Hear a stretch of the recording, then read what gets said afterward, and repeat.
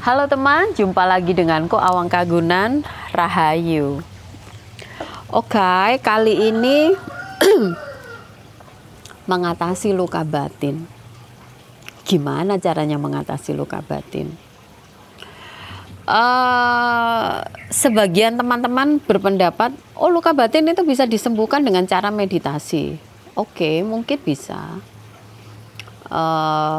Sebagian teman-teman bilang, oh luka batin itu bisa diatasi dengan energi, dengan membersihkan energi. Mungkin bisa. Tapi berdasarkan apa yang aku kerjakan selama ini, ya luka batin yang paling cepat adalah dengan hipnoterapi. Jadi mengatasi luka batin, ya, mengatasi problematika atau permasalahan yang terkait dengan luka batin, itu akan jauh lebih efektif dan efisien ketika menggunakan metode hipnoterapi. Kenapa begitu? Ya, aku ulangi lagi. Kayaknya udah sering kali aku bahas di video-videoku yang lainnya. Luka batin itu terjadi biasanya pada saat kita kecil, atau orang-orang sebut itu inner child. Jadi itu terbangun pada saat kita kecil, dan kebanyakan itu terbangun karena perilaku atau keputusan dari orang tuanya yang akhirnya berdampak pada anak-anaknya tanpa orang tua sadari. Lah kenapa kok sampai menjadi luka batin? Ya pada saat itu anak nggak bisa berontak, anak nggak bisa protes, hanya bisa diam dan dirasakan, difikirkan. Karena kepikiran, dirasakan terus menerus, akhirnya jadi bonding. Lama-lama jadi luka batin. Nah, itu terjadinya kalau udah di masa lalu. Treatmentnya itu tidak bisa dilakukan di masa kini. Yang paling logis adalah kita datang ke masa itu, ya, kita datang mundur ke masa itu, berproses di sana, berproses untuk menerima, berdamai, memaafkan. Itu semua harus selesai di sana dulu. Proses penerimaan, proses memaafkan, proses berdamai itu harus dilakukan pada saat itu. Karena kita harus hadir ke momen itu.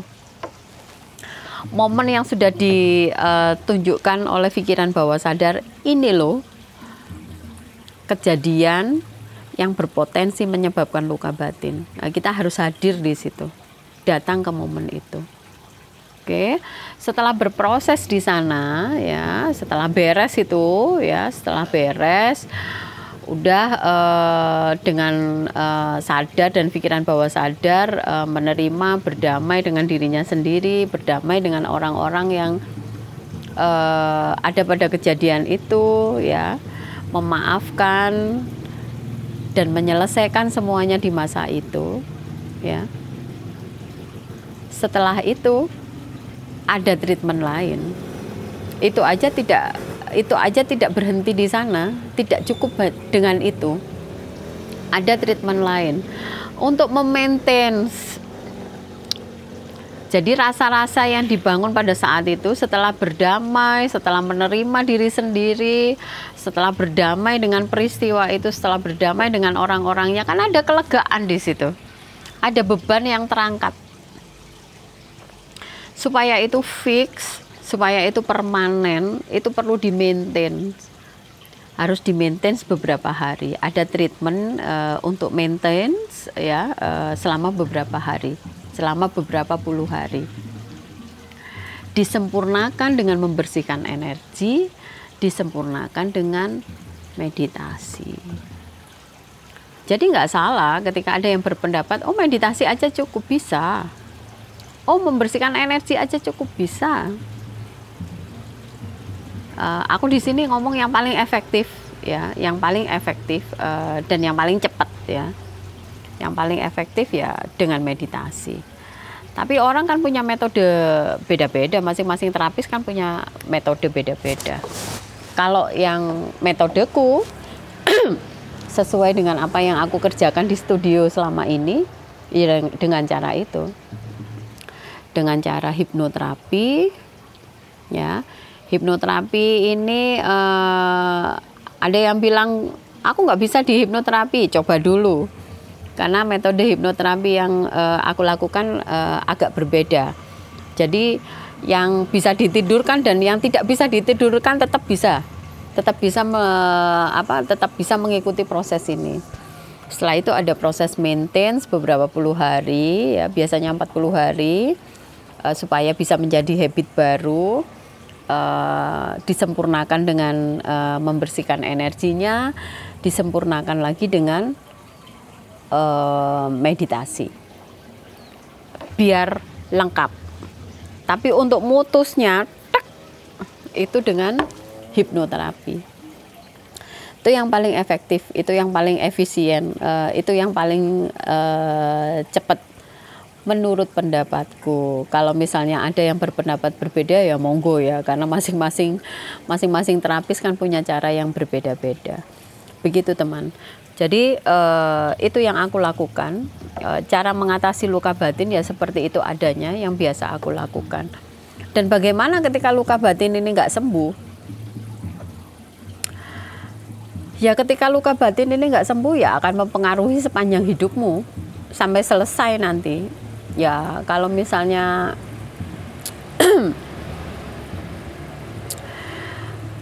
maaf aku boleh ngomong agak kasar ya, nanti akan terbawa sampai mati. Pola ini akan terbawa sampai mati ketika tidak dibereskan ya. Karena dengan adanya luka batin ini ya biasanya akan membangun pola dalam hidup. Jadi perhatikan di dalam proses perjalanan hidup teman-teman semua ya. Kalau misalnya itu ada pola yang berulang terus dengan siapa saja, relationnya dalam bentuk apa saja, kapanpun waktunya, ya hasilnya itu sama. Kayak misalnya aku ya, aku ini tidak pernah bisa menyelesaikan sesuatu sampai selesai. Dulu almarhum suamiku juga begitu. Bisa membangun, bisa membesarkan, tapi tidak bisa menyelesaikan. Terus begitu, tidak pernah sampai selesai. Ada aja yang dihianati temennya lah, yang aku ditipu temanku dan segala macam. Ada aja. Untuk membangun itu sangat mudah. Untuk membesarkan sangat mudah. Tapi kami sama-sama tidak mempunyai tidak mempunyai kemampuan untuk bisa menyelesaikan. Karena ujung-ujungnya begitu, cara selesainya begitu. Kalau nggak ditipu, ya dimonopoli teman, ditipu teman, yes, pokoknya dengan cerita-cerita seperti itu dulu. Nah, ternyata itu juga pola yang terbangun dalam pikiran bawah sadar masing-masing kami berdua. Aku juga begitu, almarhum suami juga begitu. Itu ternyata pola. Dan itu harus diputus. Kalau tidak diselesaikan yang perihal dengan luka batin, ya itu akan ke bawah sampai kemana-mana dan akan ke bawah sampai kapanpun juga. Itu sangat berdampak dalam kehidupan kita sampai selesai nanti kalau tidak dibereskan. Makanya luka batin ini sesuatu yang tidak kelihatan ya. Kalau misalnya sakit itu kan jelas toh. Oh ya sakit kan jelas. Wah ininya yang sakit.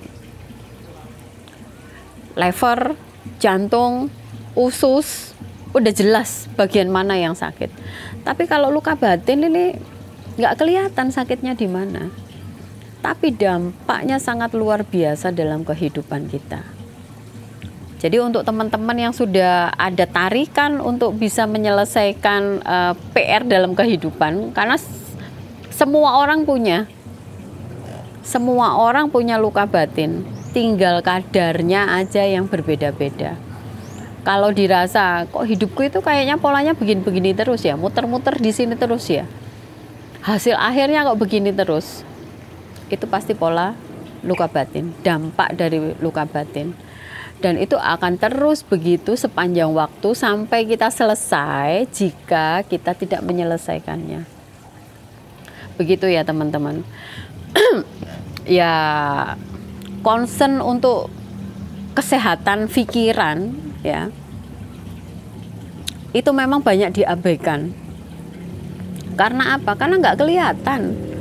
Orang yang kelihatan sehat, baik-baik saja, tapi ternyata di dalamnya sakit. Pikirannya sakit, otaknya sakit, rasanya sakit. Itu kan nggak bisa dilihat dari, nggak bisa diindra, ya, kecuali yang sudah halus penginderaannya. Tapi kalau sakit secara fisik itu kan mudah dikenali, gampang dikenali, gampang diidentifikasi. Makanya banyak orang yang lebih concern ke fisiknya. Padahal fisik ini terbatas ya. Fisik ini membersamai kita itu ada batasannya, ada limitnya. Setelah nanti kontraknya selesai, si fisik ini harus kembali ke asalnya. Sementara kita itu tidak akan mati, kita itu abadi. Jadi kalau misalnya di logika, di matematika, kalau fisik ini ada limitnya, ada batasannya, sementara kita itu tidak ada limit dan tidak ada batasannya, yang harus diprioritaskan yang mana? Untuk kesehatan yang harus diprioritaskan yang mana? Fisik kita harus jaga kesehatan fisik, karena fisik ini yang menopang kehidupan kita di dunia. Tapi kesehatan jiwa, kesehatan pikiran, kesehatan rasa, itu akan kita bawa sampai nanti. Karena kita nggak ada limitnya, kita nggak ada batasannya. Jadi ayo teman-teman, kita bangun kesadaran. Kesehatan fisik itu penting, tapi kesehatan jiwa itu utama. Oke? Terima kasih banyak. Rahayu. Dadah.